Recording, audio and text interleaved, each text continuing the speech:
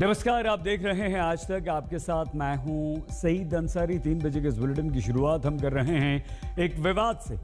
उत्तर प्रदेश में एनकाउंटर पर भी हिंदू मुसलमान का विवाद शुरू हो चुका है।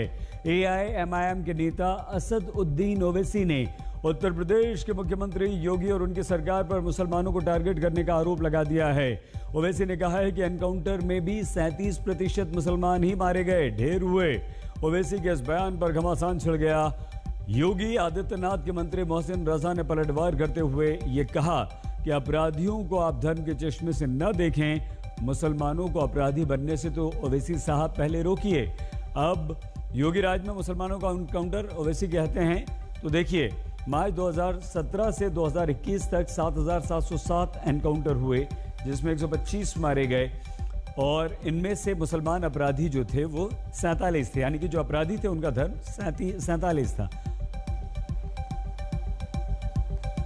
आखिर ये जुल्म क्यों हो रहा है कि एक देश के बड़े प्रदेश का मुख्यमंत्री कहता है कि ठोक दो।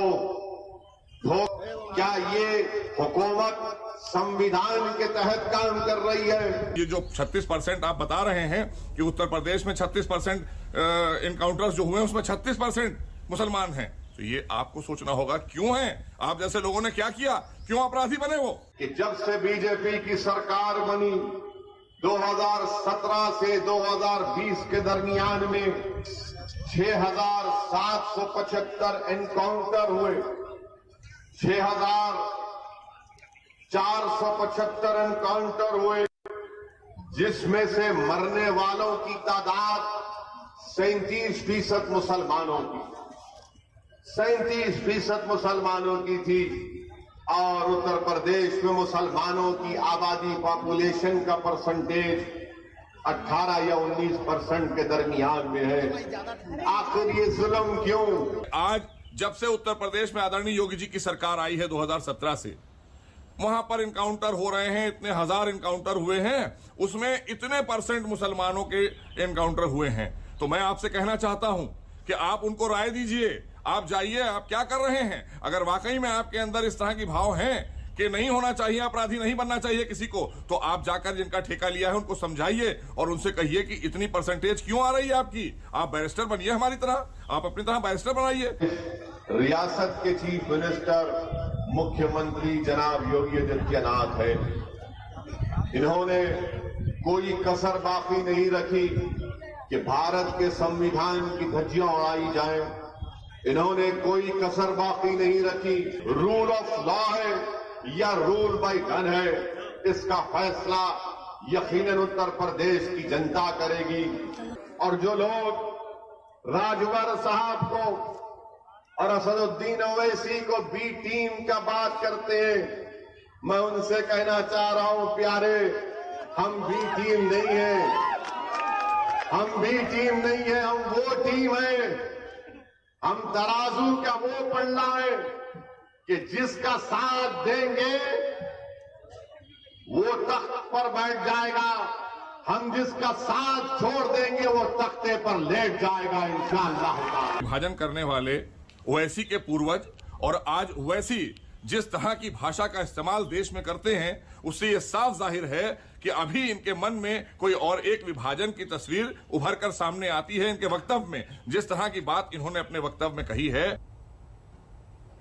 ओवैसी ने कहा है कि उत्तर प्रदेश में जो एनकाउंटर हो रहे हैं उसमें मुसलमानों के ज्यादा हैं, उन्हें टारगेट किया जा रहा है। ओवैसी के इस बयान को लेकर उत्तर प्रदेश के डिप्टी सीएम दिनेश शर्मा ने सांप्रदायिकता की राजनीति ओवैसी के बयान को बता दिया है। हमारे साथ में उप मुख्यमंत्री डॉक्टर दिनेश शर्मा जी हैं। तो जिस तरीके से असदुद्दीन ओवैसी आते हैं और कहते हैं कि यहाँ पर जो ठोक दो पॉलिसी है उसके तहत 37% मुसलमानों को टारगेट किया जा रहा है, क्या कहेंगे? मैं उनकी नासमझी पे, उनके जो आंकड़े हैं, उनके ज्ञान पर मुझे आश्चर्य होता है। एक जो नेता अपने आप को तथाकथित नेता कहते हैं, वो इस प्रकार के गलत आंकड़ों को प्रस्तुत करेंगे और हर चीज़ में वो सांप्रदायिकता की बू देखेंगे। वो अपराधियों को धर्म के आधार पर आंक रहे हैं क्या? उत्तर प्रदेश में अपराधियों के बारे में योगी सरकार का स्पष्ट मत है कि चाहे कोई जाति धर्म हो या कोई संप्रदाय हो, कोई मुरव्वत नहीं, अपराधी अपराधी है। इसलिए 25 जो लिस्टेड माफिया थे 24 जेल में है। और कोई भी माफिया या कोई भी अपराधी सर उठाने की कोशिश करता है तो सरकार नियम के अनुसार उसके साथ व्यवहार करती है। आरोप लगा रहे हैं कि यहाँ पर जो है भेदभाव हो रहा है और ये भी कह रहे हैं कि जो सांप्रदायिक माहौल है वो सरकार की तरफ से और बीजेपी की तरफ से बनाया। एक भी सांप्रदायिक दंगा नहीं हुआ बीजेपी सरकार में। कहाँ का सांप्रदायिक आधार पर बात करते हैं। आज जो मुस्लिम बंधुओं की आबादी यहाँ है उत्तर प्रदेश में 17 से 19% के आसपास होगी, लेकिन आज 35 से 36% तक का 37% तक का उनको जो हमारी योजनाएं हैं उसका लाभ मिल रहा है। कहाँ से सांप्रदायिकता है उत्तर प्रदेश में? उत्तर प्रदेश में सबके साथ बराबरी का व्यवहार हो रहा है, यही हमारी सरकार की विशेषता है। क्या जिस तरीके से ठोक दो पॉलिसी की बात होती है उससे अपराध पर नियंत्रण हो पाया उत्तर प्रदेश? कहाँ ठोक दो, किसको ठोक दो, कौन ठोक रहा है? क्या पुलिस पे कोई अगर कोई आक्रमण करेगा पुलिस गुलाब का फूल लेकर चलेगी क्या? पुलिस नियम के अनुसार जनता का संरक्षण करते हुए अपराधियों के साथ में कानूनन व्यवहार करे, इसकी खुली छूट है पुलिस को। और पुलिस नियम के अनुसार विधिक प्रक्रियाओं को लागू करने के लिए अपना काम करती है। उसमें राजनीतिक हस्तक्षेप नहीं है कि पहले की तरीके से नहीं है कि थानों में किसी दल विशेष का आज पार्टी कार्यालय की तरह व्यवहार करने लगे, नहीं है। उत्तर प्रदेश के एक और मंत्री ब्रजेश पाठक ने ओवैसी को फैक्ट चेक करने की सलाह दी है और ओवैसी के इस बयान की निंदा की है। उन्होंने कहा कि प्रदेश में जितने एनकाउंटर हुए उसमें 35-37% मुसलमान ही है। अब उनके दरअसल ये उनको लगता है ये अपराध और अपराधी जाति धर्म के आधार पर हमारी पार्टी नहीं देखती। जो भी कानून छेड़ेगा उसके खिलाफ हम कड़ी कार्रवाई करेंगे। बंगाल में आज रैलियों का सुपर सोमवार है। जबरदस्त रैली है। ममता और अमित शाह अपनी अपनी रैलियों में एक दूसरे पर जमकर आरोप प्रत्यारोप कर रहे हैं। बंगाल को पाताल तक नीचे ले जाने का काम किया है। तीन भाई भाई আমরা বলি বাংলাতে স্থান নাই। मारपीट और गुंडागर्दी ने पूरे बंगाल के विकास को तहस नहस कर रख दिया। कांग्रेस के तो देवेनी ना, এখানে बीजेपी दालाली करे। हमारे विकास में जो सरकार आगे आ रही है वो सरकार को हम हटाकर दम लेंगे। খেলা হবে, लड़ाई হবে, लड़ाई হবে, हम लड़ेंगे, करेंगे, जीतेंगे। तो बंगाल में आज फिर से प्रचार का सुपर सोमवार है। गृह मंत्री अमित शाह ने आज 2 रैलियों को संबोधित किया। हेलीकॉप्टर खराब होने के कारण शाम को झारग्राम में रैली को वर्चुअली उन्हें संबोधित करना पड़ा। इसके बाद उन्होंने बांकुरा में रैली की। झारग्राम रैली में अमित शाह ने तोलाबाजी से लेकर गोंडा राज तक ममता सरकार को घेरा। बांकुरा की रैली में अमित शाह ने कहा कि ममता को चोट कैसे लगी है किसी को पता नहीं। उधर ममता बनर्जी ने भी आदिवासी इलाके में यानी कि पुरुलिया में एक रैली की, जबकि दूसरी रैली को संबोधित करने वाली हैं। ममता ने कहा कि लोगों का दर्द मेरे दर्द से कहीं ज्यादा है। ममता ने बीजेपी पर आरोप लगाया कि उसके नेता 5 स्टार होटल से खाना मंगवाते हैं, साथ में लेकर दलित के घर जाते हैं और वहां बैठकर खाते हैं। हेलीकॉप्टर में खराबी आ गई, मगर मैं ऐसा नहीं कहूंगा कि ये षड्यंत्र है। मैं ऐसा नहीं कहूंगा ये हेलीकॉप्टर बिगड़ जाता है भाई। अभी अभी मैं देख रहा हूं ममता जी के पैर में चोट आई। देखा है ना आपने, चोट आई है। अब ये तय नहीं हो रहा कि चोट कैसे आई, जांच चल रही है। तृणमूल और कांग्रेस वाले कहते हैं कि बड़ा षड्यंत्र हो गया और चोट करा दी। चुनाव आयोग कहता है हमला नहीं हुआ है, हादसा हुआ है। भगवान जाने सच कौन है। मगर दीदी आपके पैर में चोट आई, आप इतनी आहत हो गई हो, बहुत दुखी हो गई हो, व्हील चेयर में घूमती हैं। मगर मैं उनको पूछना चाहता हूं, मेरे 130 कार्यकर्ता जिनकी जान आपकी राजनीतिक हिंसा ने ली है, उनकी माताओं का दर्द आप जानती है? आपको इनके आपके पैर की चोट के लिए तो दर्द होता है। 130 कार्यकर्ता मारे गए हैं, इनकी माताओं का दर्द आप नहीं जानती है।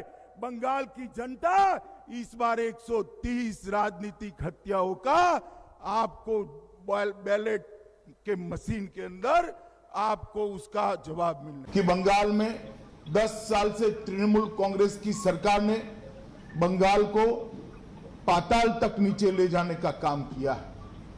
हर चीज में भ्रष्टाचार, हर चीज में टोलबाजी, राजनीतिक हिंसा, घुसपैठ, तुष्टीकरण, हिंदुओं के और आदिवासियों के त्योहार मनाने के लिए हमें कोर्ट में जाना पड़े, इस प्रकार की स्थिति और मारपीट और गुंडागर्दी ने पूरे बंगाल के विकास को तहस नहस कर रख दिया है। सुभाष बाबू हो चाहे खुदीराम बोस हो, वो बंगाली ही थे जिन्होंने देश के स्वतंत्रता लड़ाकों को एक नई ऊर्जा दी। वंदे मातरम के गान ने पूरे भारत को एकजुट करने का काम किया। वही बंगाल आज गुंडा राज के अंदर लिप्त होकर रह गया है। 10 साल के दीदी के शासन में मोदी जी ने जो योजनाएं पहुंचाई, 115 से ज्यादा योजनाएं गरीबों के लिए, आदिवासियों के लिए, दलितों के लिए मोदी सरकार ने पहुंचाई है, वो योजनाएं आप तक नहीं पहुंच रही और इसका सबसे बड़ा हर्डल है। কয়লা শিল্প বিক্রি করে দিচ্ছ, কয়লা শিল্পীরা কোথায় যাবে? কয়লা শ্রমিকরা কোথায় যাবে? কোল ইন্ডিয়া, বিসিসিএল, ইসিসিএল স্টিল বন্ধ করে দিচ্ছ, বিএসএনএল বন্ধ করে দিচ্ছ, রেল বিক্রি করে দিচ্ছ, এয়ার ইন্ডিয়া বিক্রি করে দিচ্ছ, ব্যাংক বিক্রি করে দিচ্ছ, সেল বিক্রি করে দিচ্ছ, নোটবন্দি করে অনেক টাকা কামিয়েছো। সেই টাকা দিয়ে কামিয়েছো হাজার হাজার লক্ষ লক্ষ কোটি টাকা। আর লোককে ভিক্ষা দাও ইলেকশনের সময় 500 টাকা, 5000 টাকা। ওই টাকার মূল্যের বদলে এবার ওদের বিরুদ্ধে ভোট দিন, ভোট দিয়ে নিজেদের একদম প্রমাণিত করুন যে 10 साल के दीदी के शासन में मोदी जी ने जो योजनाएं पहुंचाई, 115 से ज्यादा योजनाएं गरीबों के लिए, आदिवासियों के लिए, दलितों के लिए मोदी सरकार ने पहुंचाई है, वो योजनाएं आप तक नहीं पहुंच रही और इसका सबसे बड़ा हर्डल है, इसका सबसे बड़ा कोई रोड़ा है तो ये तृणमूल की सरकार है।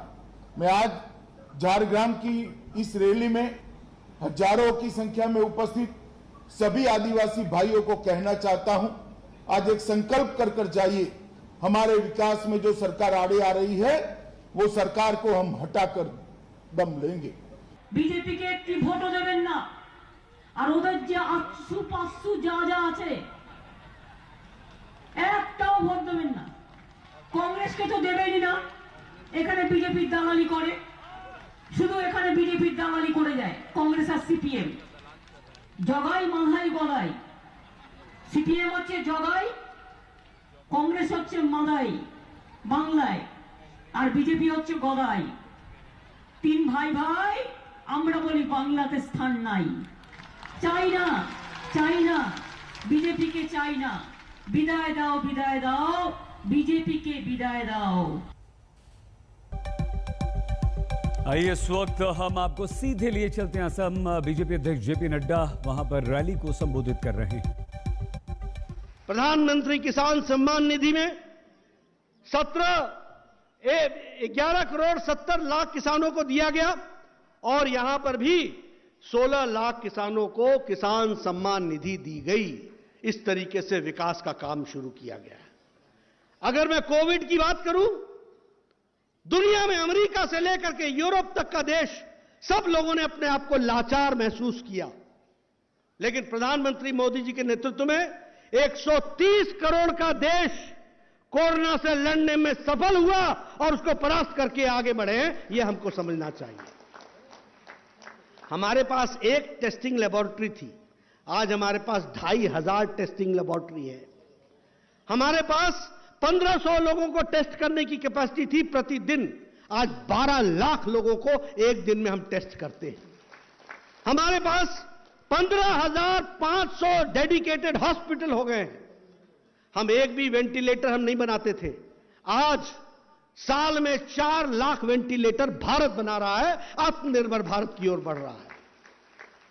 हम personal protection equipment PPE kit जो हमारे हेल्थ वर्कर पहनते हैं कोरोना के मरीजों से का इलाज करने के लिए, यह भारत में नहीं बनता था, आज प्रतिदिन 5 लाख किट बन रहा है। और दुनिया में हम हमेशा मांगते थे वैक्सीन दो, वैक्सीन दो। मोदी जी ने भारत को तैयार किया, एक नहीं 2-2 वैक्सीन लेकर के आए और 30 करोड़ जनता को वैक्सीनेट भी कर दिया। 72 देशों को हम वैक्सीन दे चुके हैं। नमस्कार, मैं हूं अंजना ओम कश्यप। हमें उम्मीद है ये वीडियो आपको पसंद आया होगा। लेटेस्ट खबरों के लिए यूं ही देखते रहिए आज तक, और इस वीडियो के पसंद आने पर लाइक, शेयर एंड सब्सक्राइब करना ना भूलें।